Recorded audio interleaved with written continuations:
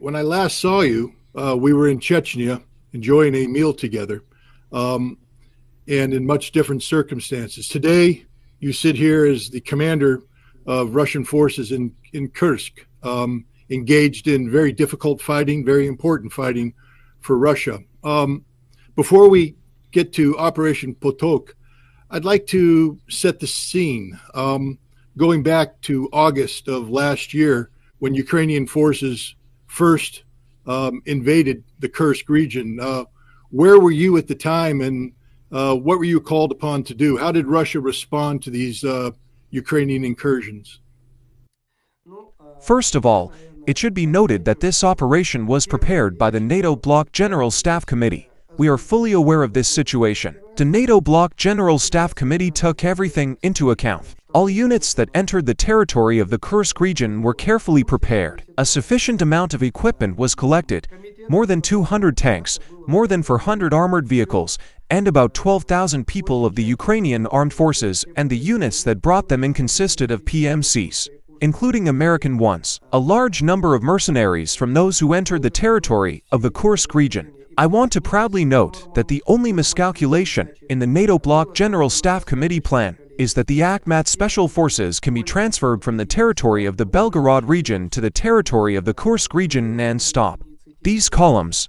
Then, when we learned that the enemy had broken through to the territory of the Kursk region, I mobilized within 1 hour. Within 1 hour I had already advanced with 2 unmanned detachments and 1 detachment of attack aircraft. I myself advanced ahead of them to the territory of the Kursk region, where we stopped the first columns that were moving in the direction of Kursk. I can also note that, of course, if we had not stand up there at that time, Kurchatov and Kursk would have certainly been taken, along the bypass road, and to the Belgorod region, as planned by the NATO Bloc Staff Committee. But, thank God, when we arrived at night and stand up, we took up a position with lightning speed and immediately accepted the battle in the morning. To first columns, they ran into us, and on the very first day, he burned 32 units of equipment, both tanks and armored vehicles, after which we began to stop these columns, bringing in new detachments of the Akhmat Special Forces and building a line of defense. On the second day, we burned 20 units of equipment, again tanks and armored vehicles. The third day -13 units. The fourth day -15 units. In total, during the first 20 days, there was not a single day when we burned less than 10 tanks and armored vehicles. Thus, starting from August 7th, we had already built a clear line of defense, where we gradually dragged all the other units, and we made a common line that was already outlined. And in principle, from this line we began to fight back and destroy and kill the enemy.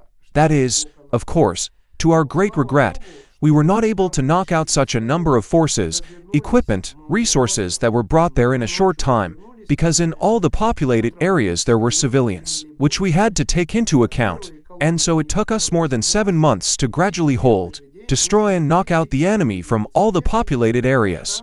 At that time, I set up my headquarters in the village of Bolshu-Sodatsko. At the time when we set up the headquarters in Bolshu-Soldatsko, there were already enemy sabotage and reconnaissance groups there, but this did not prevent us from setting up full security and starting the unit's work, and then destroying these sabotage and reconnaissance groups and starting our work so that the enemy would not remain behind our backs. I would also like to note, of course, that during these 7 months of our confrontation, according to general information from both foreign analytical centers and information from other sources, which we checked very carefully, the Ukrainian formations lost more than 70,000 people in the Kursk direction. And of course, those tanks and equipment that entered the territory of the Kursk region, most of them were also burned and destroyed. This is what happened before Operation Potok. We had been preparing for about 3 months. Why was an operation of this nature necessary? It should be noted that this operation was prepared by a unit called veterans. They know their job in this matter. They are professionals, for which they should also be given credit. And, of course, the units that were trained specifically to carry out this operation itself. The need for this operation was that in all populated areas, including Sudza, there were our civilians, and it was not possible to work in these territories in a conventional military format. We had to adjust all the time, watch, and very precisely deliver each strike on these territories. This greatly complicated our tasks. Well, And, of course, the desire of the Ukrainian formations to hold this territory by any means, for which a huge amount of manpower, equipment, and weapons of various types were constantly thrown there. So it turns out that the work that must be done with precision, when you must always do everything to save the lives of our civilians, and Operation Patak itself did their job.